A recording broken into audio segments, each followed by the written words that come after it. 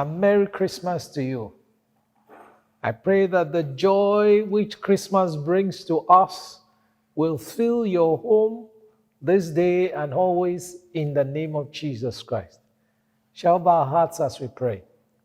Heavenly Father, we ask that you speak to us on this glorious morning, that we celebrate the birth of our Lord and Savior Jesus Christ. May his coming into the world continue to give us joy, redemption, freedom from all troubles. And may he, as he has come to set us free, may we be totally free and be redeemed. In Jesus' name we pray. Amen. I congratulate you that you are seeing another Christmas in the year 2021. We thank God for this witness in our lives. There is something in the Christmas message that is often overlooked, but very, very beneficial to us. If you look at all the accounts of Christmas, it's quietly tied in there, and oftentimes we don't dwell on it. In St. Luke's Gospel, chapter 2, from verse 8, we have the popular story of the shepherds in the field watching over their flock at night, and the angel brought good news of the birth of the Messiah to them. That story we know very well. It is what happened next that I want us to concentrate on and try and pick one or two things from today. Verse 13 tells us that suddenly a great company of the heavenly host appeared with angels. And what did they do? Praising God. Praising God. They said, or they sang, "Glory to God in the highest, and on earth peace to men on whom his favor rests." The first thing the angels did was to show gratitude to God. Glory to God in the highest for what he has done. Because the birth of our Lord Jesus Christ was a great thing for the world, because the Savior of the world has been born. The spirit of gratitude caught up with the shepherds also. That's the point I want us to note. The shepherd caught the spirit of gratitude, because we are told in verse 20 that the shepherds returned, also glorifying and praising God for all the things they heard and see. All that they have heard and seen, they glorified God for it. This part of the Christmas story is often overlooked and seldomly meditated on. Why we will say it, but we don't meditate on it, or how important it is. You know, the heart of gratitude, unfortunately, is missing in some of us who call ourselves Christians or believers. All we do is grumble and complain. Indeed, when you look at what is happening in our country and the world, you can feel justified for grumbling and complaining. I mean, look at the coronavirus. It is dealing with us. Many have their Christmas plans disrupted by travel restriction. That alone can make somebody to begin to grumble. When the United Kingdom locked its gates against us in Nigeria, a lot of us grumbled, because many people who would have come home for Christmas had to cancel. Many who want to go back to the UK had to cancel. So many disruptions, all because of this virus. And many are actually sick as a result of this virus. The means of livelihood of many have been affected. I read online of an insensitive boss who called a Zoom meeting of some of his staff and announced to those invited to the meeting that they have been sacked with immediate effect. Can you imagine in this kind of a time when there are challenges all over the world, even if you have to lay off staff, it is via a Zoom meeting, online meeting, that you will now suddenly just send them off, totally insensitive. How do you expect such people to be full of gratitude?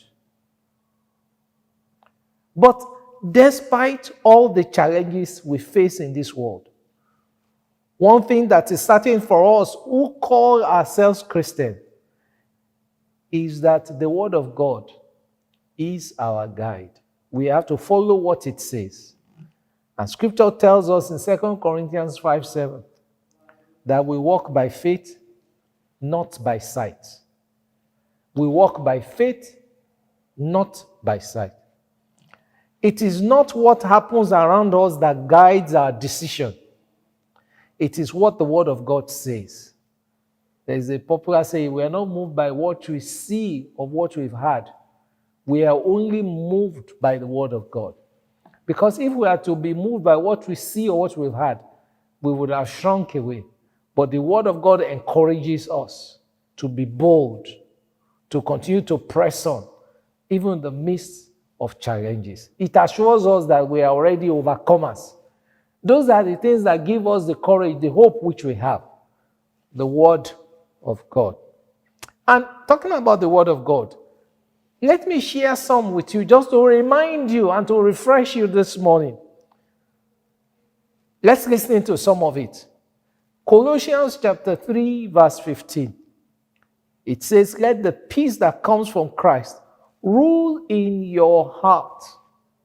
And it ends by saying, and always be thankful. It didn't say sometime. It didn't say when things are right, be thankful. It says, always be thankful. We are commanded to allow the peace of Christ the peace that Christ brought into the world at Christmas to rule our hearts and to always be thankful.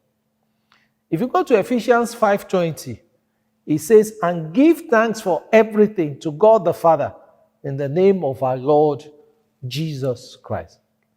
Give thanks to God the Father for everything. That is the command. It implies that no matter the circumstance we find ourselves, we are to have a heart of gratitude. Philippians 4:6 says, don't worry about anything. Instead, pray about everything. Tell God what you need and thank Him for all He has done. I think the passage caps it all. Don't worry about anything. Just be thankful. Let God know what you are going through and give thanks.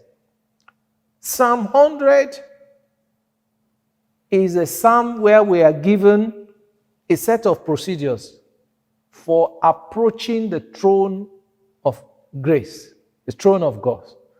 In particular, look at verse 4. It says, enter His gates with thanksgiving. Go into His courts with praise. Give thanks to Him and praise His name. That is, we are to approach God with thanksgiving and praise. It's a command.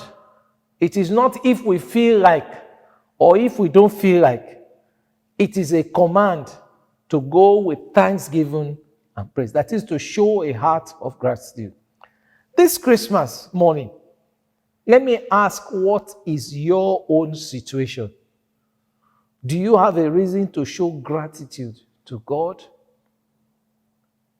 Or are you just full of complaint because things have not been going the way you expect them to go?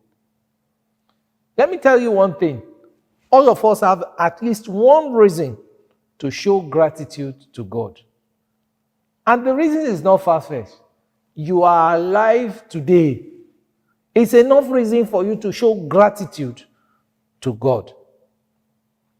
Give thanks to the one who out of love brought about a great day like this. Christmas is a great day, and it is the love of God that is manifested on a day like this that we commemorate.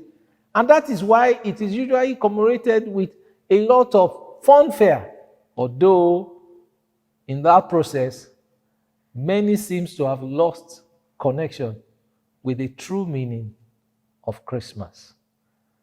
Many are more interested in the gifts than the giver. Many will spend more time on Santa Claus and other things and forget about Jesus Christ, the reason for the season. May the Lord have mercy upon us in the name of Jesus Christ. John 3:16, very popular passage of scripture, tells us, for God so loved the world so much that he gave his one and only Son, that everyone who believes in him will not perish, but have eternal life. We must show gratitude constantly to the one who gave us Jesus Christ, our Savior, through which we have eternal life. Today we celebrate his birth into the world over 2,000 years ago. His birth was announced with great joy. May that joy fill your heart this morning and always. That's my prayer for you. Glory to God in the highest, and peace on earth to men on whom his favor rests. May the favor of God rest on you and all that is yours in the name of Jesus Christ. And be grateful to him who has demonstrated love to you. Let's bow our hearts as we pray. Father, we thank you that on this Christmas morn, you reminded us once again of us showing a heart of gratitude. Lord, we are thankful that we saw today. We're thankful that we are alive. We're thankful that we have not been consumed.